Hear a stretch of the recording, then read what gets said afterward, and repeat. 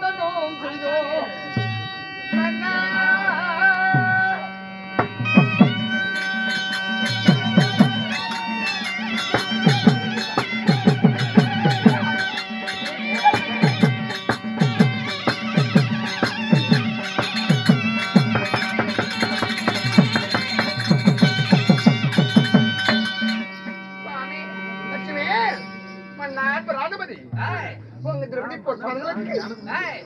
மார்பில் இருக்கும் மங்களலட்சுமி நான் வந்தனம் செய்வேன் மன்னான் வந்தனம்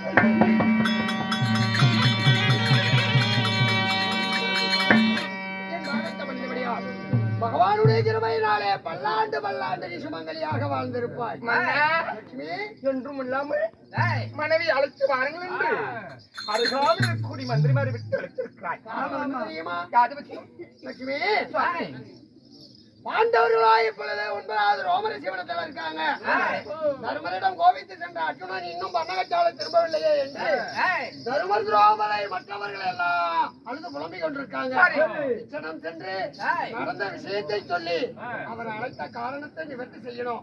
அதனால புறப்பட்டு போலாம் வனத்துக்கு. பரங்காமல் இல்லவிட்டால் பாண்டவர் இல்லை. ஆமா, அதனால பத்தாவுக்கு அந்த பதவி வருதையான கணவன் மனைவி கணவன் மனைவியோடு கூடி வரலாம். ஆமா, உன்னுடைய வார்த்தைக்கு என் உடல் உயிர் உள்ளவரை நான் மீறி பேசுவதில்லை. புறப்பட்டு போலாம். போய் வரலாம்.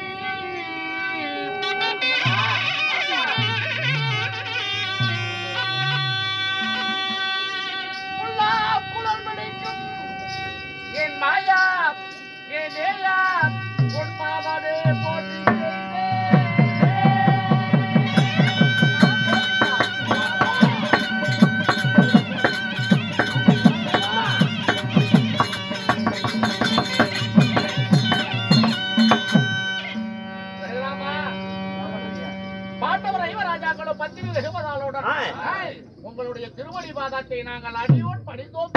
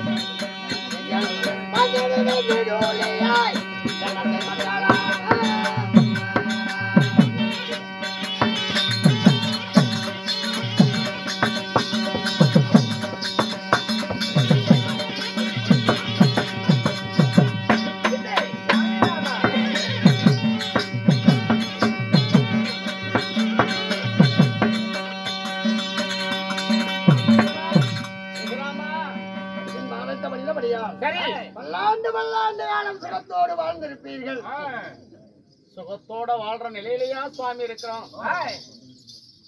சமையனை பிரிந்து நாங்க தனிமையில வாழ்ந்து கொண்டு இருக்கிறோமே. இதனும் சரியற்ற மாம முன்ன முறையற்ற வார்த்தை சொல்லிவிட்டார் அண்ணன் என்று என் மீது கோபித்து போன எனது தம்பி அர்ஜுனன் எங்க இருக்கிறான், என்ன நிலையில இருக்கிறான் என்று எனக்கு ஒன்றுமே புலப்படவில்லை. எனக்கு தெரியாதது அகில உலகத்துல எதுவுமே இல்ல. என் தம்பி எங்க இருக்கிறான், என்ன நிலையில இருக்கிறான்னு உங்களுக்கு தெரியும். என் தம்பி வேணும். தம்பியை பிரிந்து நான் தரணியில வாழக்கூடாது சாமி. திருமந்தனா, நாடு நகரை எல்லாம் இழந்த போது கூட எனக்கு தம்பிமார்கள் 4 பேரே எனக்கு சதம். இவர்கள் இருந்தா போதுன்னு போதுக்கு வந்த அப்படிப்பட்ட 4 தம்பியில ஒரு தம்பி இன்னைக்கு கோவிச்சு போயிட்டானேன்னு வருத்தமா? கவலைப்பட வேண்டாம். சரி, உன்னிடம் கோவித்து சென்ற அர்ஜுனானவன், கால பைரவர், காளியாதேவி இவர்களால் சமாதானம் செய்யப்பட்டு சரி, அரியரிபுத்திரன் இவர்கள் 3 பேரும் சமாதானம் செய்து அனுப்புனாங்க. மீண்டும் அவரிடம் ஆட்சி பெற்று அர்ஜுனன் கைலை நோக்கி போயிட்டு இருக்கான். ஈஸ்வரனோட வரமாக போய் கொண்டிருக்கிறார். வாங்க போயிட்டு இருக்கான். கவலைப்படாமல் இரு. கைலைக்கு சென்று தபம் செய்து அர்ஜுனனை கொண்டு வந்து ஒப்படைக்கிறது என் வேலை.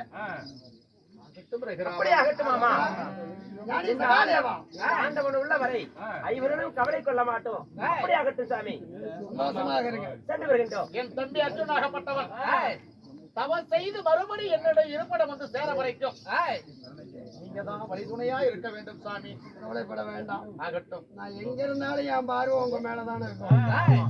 ஐயன் இல்லையே, ஐவரும் இல்லையே. ஆகட்டும் சாமி. அப்படி ஆகட்டும். போய் வருகிறோம். அர்ஜுனனோ தர்மராஜாவிடம் கோவித்து கைலைக்கு போறேன்னு போயிட்டு இருக்கான். கைலைக்கு போயிட்டு இருக்கான்.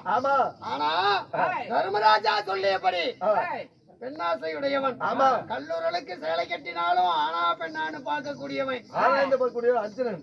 அதனால அவன் கைலைக்கு போய் சிவனிடம் வர பெற்று வருவானா? போற வழியில இவனை பார்த்து எத்தனையோ பெண்கள் மயங்கலாம். கண்டிப்பா ஆசைப்படலாம். இல்ல அழகிய பெண்களை பார்த்து இவன் மோகம் கொள்ளலாம். தவநிலை விட்டு அகன்று விடுவானா? அவன் செய்து வர பெற்று வருவானா? அவன் மனநிலையை பரிசோதிக்க வேண்டும். அதற்காக யான் ஒரு மோகினி வடிவத்தோடு வர்றேன். நிலையை என்னவென்று அறிய வேண்டும்.